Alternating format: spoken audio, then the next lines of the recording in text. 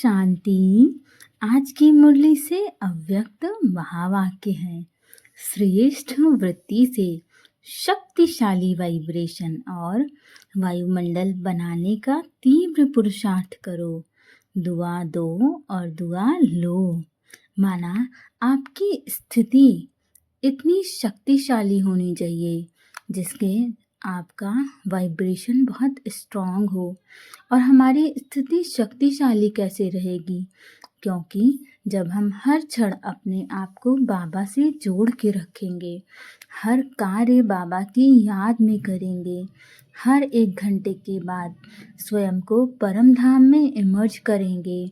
बाबा बिंदी रूप और मैं भी बिंदी रूप, इस तरह अपने आप को हर घंटे में एक बार परम धाम में ज़रूर इमर्ज करेंगे, जिससे हमारी स्थिति बहुत शक्तिशाली रहती है। बाहर की दुनिया हमें प्रभावित नहीं करती है, ना ही बाहर की दुनिया में होने वाले हलचल हमें प्रभावित करते हैं। चाहे जो स्थिति हो, चाहे जैसा लोगों का व्यवहार हो, परंतु हमारी अवस्था अचल अडोल रहती है। और इस अचल अडोल रहने का मुख्य कारण यही है क्योंकि हम उस बहुत शक्तिशाली निराकार परमात्मा से जुड़े होते हैं। उनकी शक्तियाँ हमारे चारों तरफ अपना शक्तिशाली आभामंडल बना के रखती हैं। और जब हम बार बार बाबा की याद में रहते हैं तो उनकी शक्तियाँ हमारे चारों तरफ सुरक्षा कवच बन जाती हैं। और उस सुरक्षा कवच के अंदर माना हम तक कोई भी व्यर्थ और बेकार हमें प्रभावित करने वाली बात हम तक आ ही नहीं पाती है। और जब बाबा की शक्तिशाली किरणें हमारे चारों तरफ होती हैं तो वही किरणें हम जहाँ जहाँ जा रहे होते हैं, वो शक्तियाँ हमारे संग संग सब तरफ वायुमंडल में चारों तरफ फैल रही होती हैं। और इसीलिए हमारी अवस्था शक्तिशाली रहती है, प्लस जिसकी वजह से चारों तरफ का वायुमंडल या हमारा घर, हमारे घर की ऊर्जा बहुत शक्तिशाली रहती है। और फिर लोगों की बातें या फिर बाहर दुनिया की बातें हमें प्रभावित ही नहीं करती है। हमारे जीवन में चाहे जितना उतार चढ़ाव हो, वो हमें ज़रा भी नहीं प्रभावित कर पाती हैं। ऐसा क्यों? क्योंकि जब हमारी इस दुनिया में किसी पुलिस कमिश्नर, किसी नेता, किसी राजनेता से पर जान पहचान होती है या किसी बहुत रिच पर्सन से जान पहचान होती है, तो हमें उस पर बहुत गुमान होता है कि यदि कुछ भी ऊंच नीच होगा तो वो देख लेंगे, वो सब संभाल लेंगे।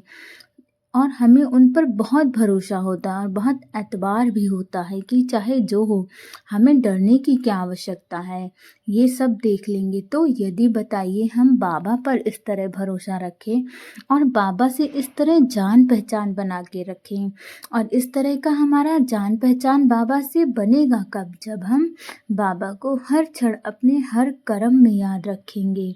और जब हर कर्म में बाबा को याद रखेंगे तो हमारी उनसे इसी तरह जान पहचान बन जाएगी। फिर हमारे जीवन में चाहे जो उतार चढ़ाव आए, हमारे मन को इस बात का भरोसा होगा और दृढ़ निश्चय होगा कि बाबा सब कुछ देख लेगा। वो मुझे ना तो आज तक अकेला छोड़ा है और ना कभी अकेले छोड़ेगा। मेरे जीवन में आने वाली हर समस्या को पहले मुझसे होके मेरे बाबा से गुजरना पड़ेगा। इस तरह जब आपका दृढ़ निश्चय होगा तो आपके वाइब्रेशन बहुत स्ट्रांग होंगे। बाहर की दुनिया आपको जरा भी प्रभावित नहीं होगी, जिससे वायुमंडल तो शक्तिशाली बनेगा ही, परंतु आपके आसपास आने वाली आत्माएं, आपके संपर्क में आने वाली आत्माएं भी आपसे बात करके असीम सुख का अनुभव करेंगे। और फिर हम सोचते हैं कि इस आत्मा में कितनी पॉजिटिविटी है, इससे बात करके मुझे खुद बहुत अच्छा लगता है। तो ऐसा इसीलिए है कि वो पॉजिटिविटी उस आत्मा की नहीं है, अपितु निराकार परमात्मा की है। उनकी शक्तियाँ उस आत्मा के संग हर क्षण होती हैं, जिससे उसके संबंध और संपर्क में आने से हमें भी बहुत अच्छा लगता है। और बाबा ने आज अव्यक्त महावाक्य में कहा है कि दुआ दो और दुआ लो। माना किसी भी आत्मा को आप तकलीफ मत पहुंचाओ। अपने तरफ से संपूर्ण प्रयत्न करो कि हर आत्मा का कल्याण हो। आप हर आत्मा के कल्याण में योगदान दो। जब हर आत्मा के हित के बारे में सोचोगे, आपका हर संकल्प हर आत्मा के कल्याण की कामना के हित होगा, तो आपको स्वतः दुआएं मिलेंगी। आपको किसी से दुआएं मांगने या देने की ज़रूरत ही नहीं होगी। आप खुद ही इस संसार को दुआएं देने वाली आत्मा बनोगे।